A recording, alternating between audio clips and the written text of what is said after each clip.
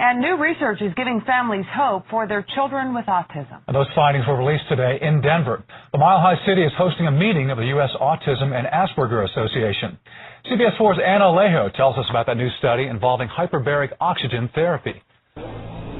Climbing into the chamber has become routine for 16-year-old Rachel Rangham from Boulder. When you get in, pick it up. Rachel has an autism spectrum disorder, and her family was so motivated by its potential to help her, they bought a $15,000 portable hyperbaric oxygen chamber for their home.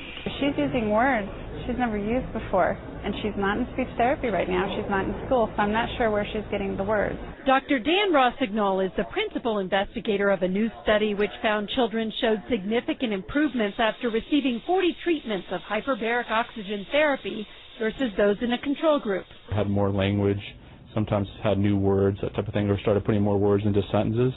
We also found improvements in cognition, which means their ability to think, focus, that type of thing. In the beginning I was confused, but now I'm almost like getting smart again. Sometimes don't focus much because my brain has like a disorder problem, but now it's like organizing it. Doctors believe the hyperbaric oxygen therapy helps children with autism by increasing blood flow to areas of the brain which may have lower levels of oxygen than in typical children. Autism is the fastest growing developmental disability in the U.S. Earlier this year, the Centers for Disease Control announced its prevalence was 1 in 150 people, an alarming increase from 40 years ago when it was 1 in 10,000. Hundreds of families who are often told there is little medical science can do now turned out to learn about the research.